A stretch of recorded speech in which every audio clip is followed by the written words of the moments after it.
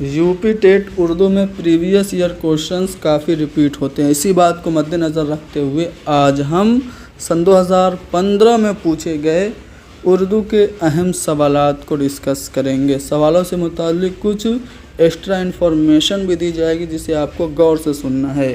पहला सवाल आपके सामने है कि इल्म बदी की तारीफ़ क्या है। इल्म बदी क्या होता है? जैसे कि फिगर ऑफ स्पीच अंग्रेज़ी में होता है, हिंदी में अलंकार होता है, उर्दू में इल्म बदी होता है। यानी किसी बात को खूबसूरत अंदाज में कहने को हम इल्म बदी कहते हैं। वह इल्म जिससे कलाम फसीह व बलीग की लफ्ज़ी और मानवी खूबियाँ बयान हो जाएं, वो इल्म बदी होता है। अगला सवाल है रियाकार का मुतज़ाद क्या होगा। रियाकार क्या होता है? जो दिखावा करता है उसको रियाकार कहते हैं, और उसका जो उल्टा होगा वो मुखलिस, यानी कि जो दिखावा ना करे वो होता है मुखलिस। तो रियाकार का मुतज़ाद हो जाएगा मुखलिस।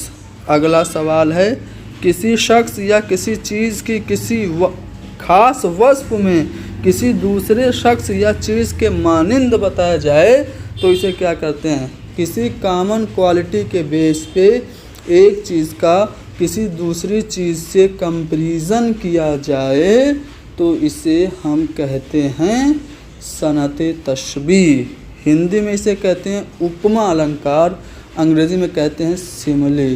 जैसे मैं कहूँ कि शी इज़ वेरी ब्यूटीफुल, तो ये तो सिमिली नहीं होगा। मैं कहूँ she is like a moon, तो ये सिमिली हो जाएगा। ठीक है, मून भी खूबसूरत है और लड़की भी खूबसूरत है, तो दोनों की कॉमन क्वालिटी हो गई खूबसूरती। और इस बेस पे शायर क्या कर रहा है? लड़की को चाँद के मानिंद बता रहा है, तो इसमें सनअत तशबीह हो गई। मीर तकी मीर का मशहूर ज़माना शेर है कि नाजुकी उसके लब की क्या कहिए, पंखुड़ी एक गुलाब की सी है। इस शेर में सनअत तशबीह है क्योंकि मीर तकी मीर ने अपने महबूब के होठों को गुलाब की पंखुड़ी से कंपेयर किया है। महबूब के होठ भी मुलायम, गुलाब की पंखुड़ी भी मुलायम, तो ख़ास वस्फ़ और कॉमन क्वालिटी के बेस पे दोनों का कंपैरिजन किया गया। इसी तरह का और शेर मीर तकी मीर का है कि हस्ती अपनी हुबाब की सी है, ये नुमाइश शराब की सी है। तो इस शेर में भी सनअत तशबीह है। क्यों है? देखो, हस्ती को इन्होंने हुबाब के जैसा बताया, यानी ज़िंदगी हुबाब। हुबाब मतलब क्या होता है? जो पानी का बुलबुला होता है ना, पानी में जो बुलबुला उठता है बहुत मुख्तसर से वक्त में ख़त्म हो जाता है बुलबुला, उसको हुबाब कहते हैं। तो मीर तकी मीर अपनी ज़िंदगी को हुबाब की तरह कहते हैं कि पानी के बुलबुले के जैसी है। फिर कहते हैं ये नुमाइश शराब किसी है, शराब नहीं शराब। शराब छोटे सीन से क्या होता है? मृग मरीचिका कहते हैं हिंदी में। आपने अक्सर महसूस किया होगा जब आप सड़कों पे जाते हैं और बहुत चिलचिलाती धूप होती है तो सड़क पे लगता है कि यार दूर पे लग रहा है पानी है। या फिर इसकी मिसाल रेगिस्तान में ज़्यादा देखने को मिलती है। रेगिस्तान में आप जाएंगे तो आपको दूर दिखेगा कि पानी है, लेकिन जब आप करीब जाएंगे तो वहाँ पे कुछ नहीं रहेगा। तो सूरज के रिफ्लेक्शन की वजह से ऐसा होता है, तो ये भरम हो जाता है कि पानी है। इसी को उर्दू में शराब कहते हैं। तो मीर तकी मीर ने शराब के मानिंद नुमाइश को करार दिया है, अपनी ज़िंदगी को हुबाब के जैसा, और नुमाइश को यानी ये जो कुछ भी दिख रहा है ये बिल्कुल उसी शराब की तरह है। तो इस शेर में भी सनअत तशबीह हो गई। एक और शेर है मीर अनीस का, मरसिया में वो कहते हैं कि यूं बरछियाँ थी चारों तरफ उस जनाब के, जैसे किरण निकलती हो गिर्द आफ़ताब के। तो ये मरसिया का शेर है। अगर इसे आप गौर व फिक्र करें तो आपको रोना भी आ सकता है। यानी इमाम हुसैन अलैहिस्सलाम को इतनी ज़्यादा तीर लगी थी कि जैसे सूरज से किरणें निकलती हैं जैसा मालूम होता है ना, वैसे ही उनके जिस्म से तीरों का उभार था। कहते हैं ना कि इमाम हुसैन अलैहिस्सलाम का जिस्म मुबारक न ज़ीन पे था न ज़मीन पे था, बल्कि तीरों पे मुअल्लक था। तो उस नक्शे को मीर अनीस ने कहा है कि यूं बरछियाँ थी चारों तरफ उस जनाब के, जैसे किरण निकलती हो गिर्द आफ़ताब के। क्वेश्चन नंबर 64, नक्काद कौन है? आलोचक यानी जो तनकीद करते हैं कौन हैं? तो देखिए एहतशाम हुसैन ये नक्काद हैं, ये मार्कसी नक्काद हैं। ठीक है, और रशीद अहमद सिद्दीकी ये तंज़ो मज़ाह निगार हैं, और गालिब क्या हैं, गालिब शायर हैं, और पतरस बुखारी भी तंज़ो मज़ाह के लिए मशहूर हैं। वह नज़्म जिसमें 5 मिसरों का बंद होता है उसको हम क्या कहते हैं, तो उसको हम मुखम्मस कहते हैं। मुखम्मस 5 मिसरों पे मुश्तमिल नज़्म को कहते हैं।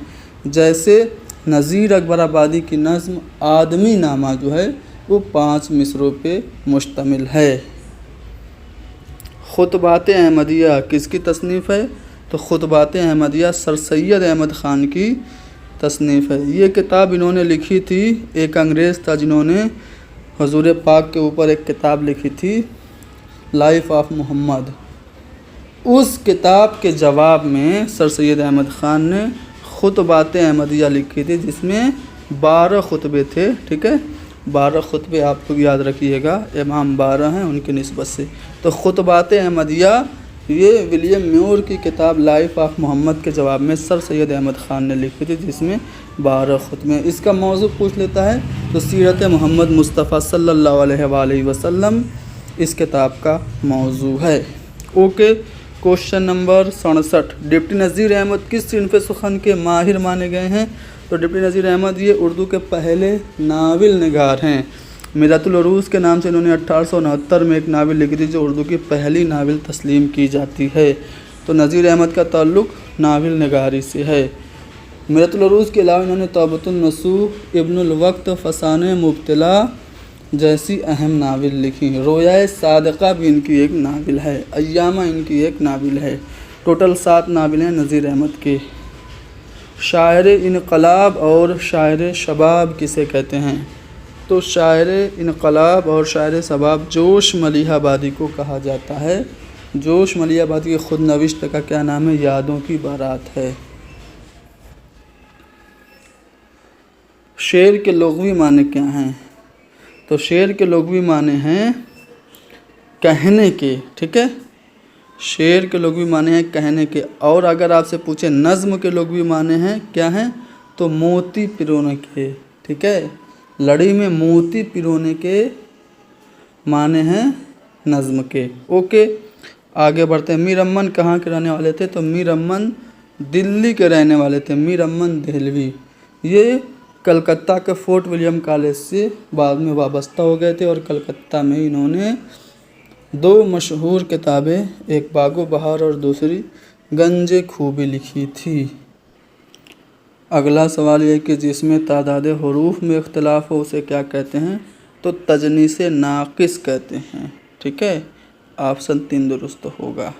मिरातुल उरूस किसकी तसनीफ़ अभी बताया था, डिप्टी नज़ीर अहमद की। ये पहली नाविल 1869 में शाया हुई, यानी कि नज़ीर अहमद की है। उर्दू की पहली तनकीदी किताब कौन सी है, मुक़द्दमा शेर व शायरी हाली की किताब है। उर्दू की पहली तनकीदी किताब 1893 में लिखी गई। इसको आले अहमद सरूर ने उर्दू शायरी का पहला मैनिफेस्टो करार दिया, और मौलवी अब्दुल हक ने इसे उर्दू तनकीद का पहला नमूना कहा है। ओके, क्वेश्चन नंबर 74, जानबूझकर अनजान बन जाना क्या कहलाता है, जब इल्म कलाम में कोई शायर जानबूझ के अनजान बने तो उसे तजाहुल आरिफाना कहते हैं। जैसे मौत का एक दिन मुअय्यन है, नींद क्यों रात भर नहीं आती, तो इस शेर में मिर्ज़ा गालिब को पता है कि नींद तो वो अपनी जीएफ को मिस कर रहे हैं इसलिए नहीं आ रही है, लेकिन वो अनजान बने पूछ रहे हैं कि नींद क्यों रात भर नहीं आती, तो इसलिए इस शेर में तजाहुल आरिफाना है।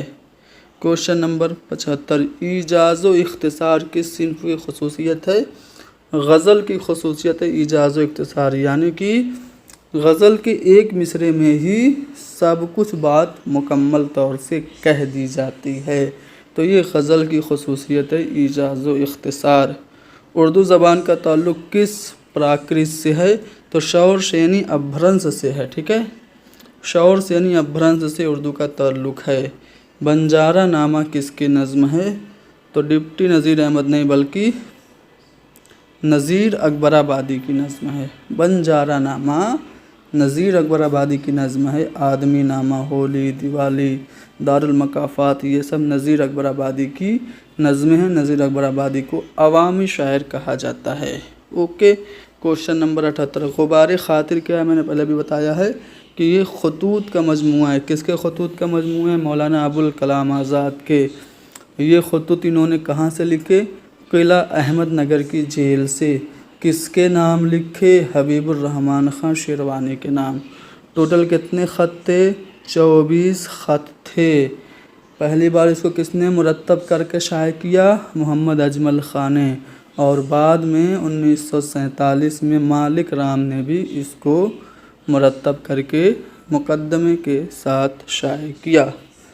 क्वेश्चन नंबर 79, जब हम किसी मौजू पर बाहमी तौर पर इज़हार ख्याल करते हैं तो क्या होता है? एक बात मैं बोल रहा हूँ, आप रिप्लाई कर रहे हो, तो ये हम क्या कर रहे हैं? डायलॉग बोल रहे हैं, मुकालमा इसको कहते हैं। ऑप्शन ए दुरुस्त होगा। नज़्म शुआए उम्मीद किसने लिखी? तो ये इकबाल की नज़्म है, अल्लामा इकबाल की। अल्लामा इकबाल को शायर मशरिक़ और मुर्शिद सियासी कहा जाता है। इनके 4 शेरी मजमूए हैं। पहला बाग़े दरा, दूसरा बाले जिब्रील, तीसरा ज़रबे कलीम और चौथा अरमुगाने हिजाज़। ओके, क्वेश्चन नंबर 81, इस शेर को नीचे दिए गए शायरों के नामों में से किस नाम से पूरा कर सकते हैं? पूछते हैं वह कि गालिब कौन है, कोई बतलाए हम बतलाएं क्या? तो यहाँ पे खाली जगह पे गालिब भरा जाएगा, यानी कि ये जो शेर है मिर्ज़ा गालिब का है। कौन सा जुमला फ़ेले माजी है? पास्ट टेंस कौन सा है? तो वो सो रहा था, वह सो रहा था, ये पास्ट टेंस है, माजी का जुमला है। इब्तिदाई दर्जात में पढ़ना और लिखना सिखाने का मकसद क्या है? हम शुरुआत में बच्चों को पढ़ना लिखना क्यों सिखाते हैं? यानी कि रीडिंग स्किल और राइटिंग स्किल क्यों सिखाते हैं? तलबा शेर व अदब के हुस्न क़बा में तमीज़ कर सकें, या फिर मुसन्निफ़ के नुक्ते नज़र से इख्तलाफ या इत्तफ़ाक़ कर सकें, तकरीर व तहरीर की बुनियादी महारतों पर कुदरत हासिल कर सकें, तलबा अपनी ज़हनी क़ुव्वत और तख्लीकी सलाहियतों को परवान चढ़ा सकें। तो चौथा वाला ऑप्शन दुरुस्त होगा। ठीक है, ऑप्शन डी दुरुस्त है। मारूज़ी तरीक़ेकार से किस तरह का नतीजा बरामद होता है? जब हम ऑब्जेक्टिव असेसमेंट करते हैं तो किस तरह से हमें नतीजा मिलता है? दुरुस्त और काबिल एतबार, या फिर गलत और नाकाबिल एतबार, या फिर जवाब में इख्तिलाफ़ राय होता है, या फिर इनमें से कोई नहीं? तो दुरुस्त और काबिल एतबार हमें नतीजा मिलता है। स्कूल का मजबूत खंबा, स्कूल का पिलर किसे कहते हैं? तो ऑब्वियसली स्टूडेंट को कहेंगे, तालिबे इल्म को कहेंगे। ओके, मुल्क यानी राष्ट्र को बनाने वाला किसे कहते हैं? तो वो होता है टीचर। ठीक है, टीचर होता है राष्ट्र को बनाने वाला। स्टूडेंट को पढ़ाएगा तो स्टूडेंट तो पढ़ेंगे, स्टूडेंट बनेंगे तो पूरा राष्ट्र बनेगा। छोटे बच्चों को पढ़ाने के लिए किताबें होनी चाहिए, कैसी होनी चाहिए? तो बड़े प्रिंट की होनी चाहिए। ठीक है, बड़े प्रिंट की किताबें होनी चाहिए छोटे बच्चों को पढ़ाने के लिए। उर्दू ब्रज भाषा से निकली है, आसान सा सवाल है, क्योंकि रिपीट हो रहा है ये सवाल बार बार, तो मैंने भी 1-2 बार इसको रिपीट कर दिया है। ये नज़रिया और ये कौल मोहम्मद हुसैन आज़ाद का है। तबीब की जमा क्या हो जाएगी? तबीब मतलब होता है डॉक्टर, और उसकी जमा अतिब्बा होगी। अतिब्बा यानी ऑप्शन 2 दुरुस्त है। गलत जोड़ की निशानदेही कीजिए। हिमायत करने वाला के लिए एक लफ्ज़ क्या होगा? हामी होगा। फैसला करने वाला ये हाकिम होगा। ठीक है, और तस्वीर बनाने वाला मुसव्विर होगा। हिज्व करने वाला हाजी नहीं होता है। हिज्व मतलब होती है किसी की बुराई करना। कसीदा की एक सिन्फ है हिजविया कसीदा, जिसमें शायर किसी की बुराई करता है, मजम्मत करता है, तो उसको हम हाजी नहीं कहते हैं। तो यहाँ पे ऑप्शन जो 3 है वो गलत जोड़ा है। तो हमने 61 से लेकर के 90 यानी कि टोटल 30 सवाल जो कि सन 2015 यूपी टेट के इम्तिहान में पूछे गए थे हल करा दिए, उम्मीद है ये सवालात आप लोगों के लिए मददगार साबित होंगे। क्लास को लाइक कर दो, शेयर कर दो, हैदरी स्टडी पॉइंट को ज़रूर सब्सक्राइब करो।